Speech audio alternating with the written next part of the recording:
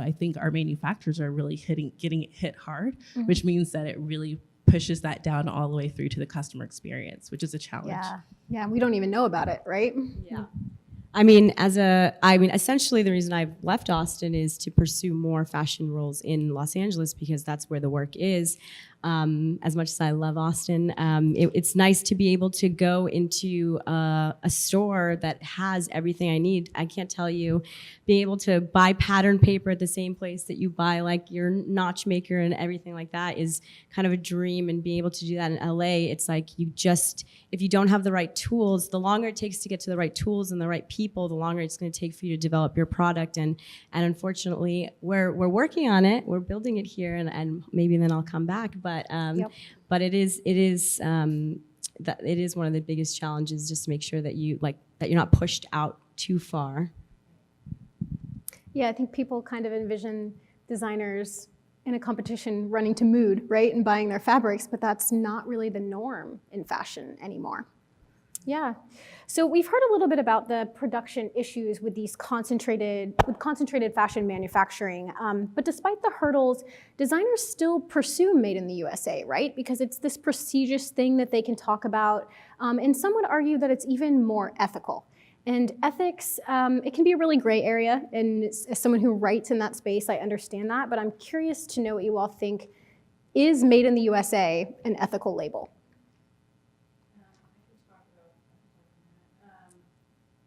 So as a independent designer, I get a lot of questions from consumers who are really interested in supporting independent designers, which I'm really thankful for, as I'm frequently designing for them, thinking about what they're wanting to purchase. And what you often get asked, at least I have as a small designer, is I'll get an email and they'll be like, "Is your clothing ethically made?" And I'm like, well, yes, in some capacity, but the way that we talk about sustainability and the way we talk about ethics in apparel is so broad, and a lot of customers aren't being fully educated on what the concept means. And so,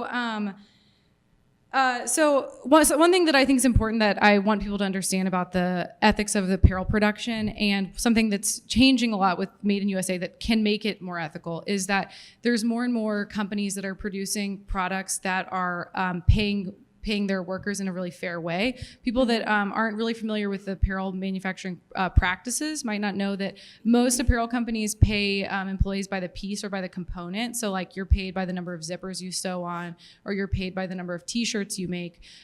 We always assume that they're paid hourly. I'm an educator, and our textbooks even say the average pay per worker is this per hour. It doesn't even mention in a lot of cases that they're paid by the piece or by the component. So that's taking a really valuable skill of garment construction and only valuing the worker for their speed, and also not helping them improve and grow as a worker to be able to work on more valuable skills, be able to sew the entire garment as a whole. So what you are seeing with the Made in USA with smaller factories is they're giving, in a lot of cases, employee's job will be to construct a whole garment versus just a piece, or they're paid a salary, or they're paid hourly. Mm-hmm. And so the US can be more ethical for those reasons. That can't talk for every factory, but some of them, yes.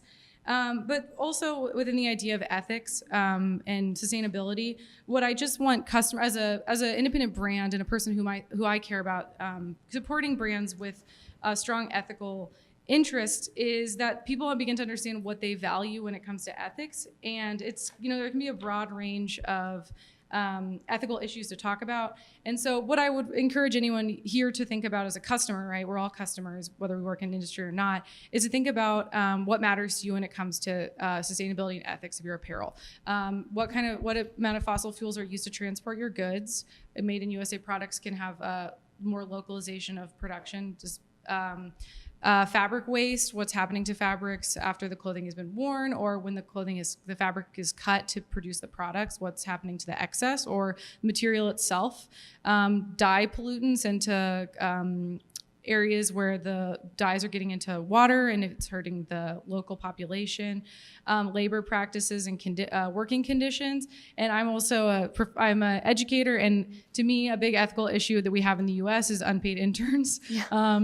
a large percentage of college students are working for free, and that's even an ethical issue that I think we face here that we could work on more significantly. I mean, that's something that I've experienced directly. And it's flat out illegal in most cases to have unpaid interns, even if they're getting college credit. It is illegal. So yeah, that's a huge issue. And I think a lot of points that you've talked about, kind of, I alluded to this in the beginning, but think about it like you think about your food. All the same ways that you think about, oh, okay, this avocado is coming from Mexico, so that's probably a lower carbon impact than something that's being shipped from overseas. If we can get people thinking about fashion the same way, I think that a lot of these ethical things that are kind of pie in the sky will become much more simple. Yeah. Did you have something you wanted to? I think a little bit about that is, when something's made far away, you don't have to think about it. So if something's made close by and you can see where it's coming from and the people and know the people that are working there, then you have an actual relationship with where your clothes are coming from. Mm-hmm. So I think we need to start considering what our values are based on how we want our clothes made and who's making them. Yeah, absolutely. And I think we're saying ethics are very complicated. It doesn't have to be just made in America, right? That's not the only ethical option, because we certainly don't want to become a closed off place. It's important to have employment globally, right? But I think that in this gray area, consumers, we all have to do our part. We have to ask questions. We have to shop from indie and smaller brands. But Made in the USA can certainly be one ethical way forward.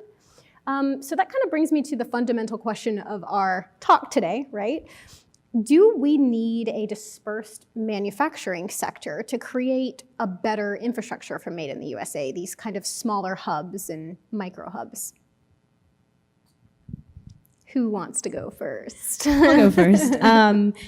Definitely. I worked at Sock Club, which is a local Austin company. It's designed in Austin, Texas, made in North Carolina. They started off as a small company making one pair of subscription socks every few weeks and then mailing them out. In 2017, they shipped over 800,000 pairs of socks. They're on track this year to ship over 2 million pairs. Their turnaround time is between 7 and 10 days, which is crazy. You can't, and if you can think about how long it actually takes for things to get made, to make 120 pairs on one machine takes 24 hours cycle.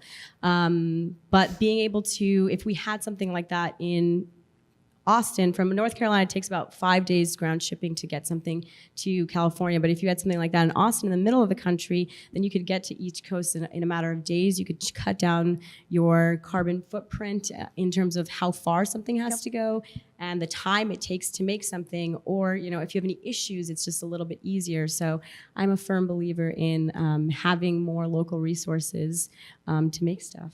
Mm-hmm. Absolutely. I think that, in terms of local resources, we're looking for a variety of ways to increase local capacity to be able to support the development of a more dispersed, decentralized experience. And I think that what we're really seeing is, over at the Austin Community College Fashion Incubator, we're actually working on a program that allows us to really focus on gainful workforce development in production stitching, pattern making, but also in high technology solutions. We've got a partnership with Gerber Technology. So I think most of us had said that we worked in the fashion industry. So Gerber Technology being one of the most well-known, I would say, apparel, software, and hardware manufacturing companies for our industry, has really partnered with us to create a digital solutions package to be able to solve a lot of these issues that we're having, creating full digital package that allows us to automate, to 2D and 3D software packages for pattern design, for automatic cutting solutions, really kind of cutting down the time that it takes for us to do a lot of that work. A lot of what we spend time doing, especially in our time in action calendars where we're actually planning out when the product is being delivered, we have several days that are set aside for various parts of the activity. Mm-hmm. However, now with a digital solution, we really do have the opportunity to be able to cut that calendar down significantly and also cut down the cost associated with product development. Nice. So I think that could be a really incredible way for us to really look at how many different ways can we actually replicate that experience in smaller markets to be able to overcome some of those barriers. Yeah, spread that to every city. Absolutely.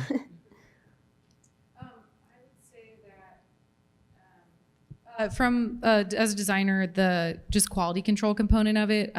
Many of my friends who are designers as well have had challenges with sourcing their production from a distance, and being able to have access to more local production would make the quality of all the products we receive higher quality.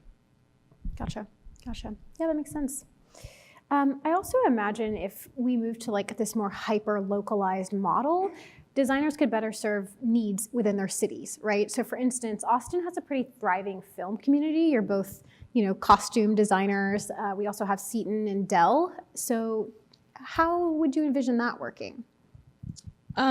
Just from like my film experience, when I think about what it takes to make a film or work in theater, you have a group of specialized artists who have assistants and apprentices essentially, who work within like a 3 or 4 period of time and kind of build this microcosm of creation. And if you have all the right people in the right places, in the right place with the right skills, then it can be done. It's just a matter of putting those pieces together. And I'm sure in every city that there are so many people who are specialized at the things that they do, or are interested in learning about, or interested in learning about having a more skilled labor job. It's just a matter of having the places to develop those ideas and develop those opportunities for them, which is basically what the ACC is doing right now.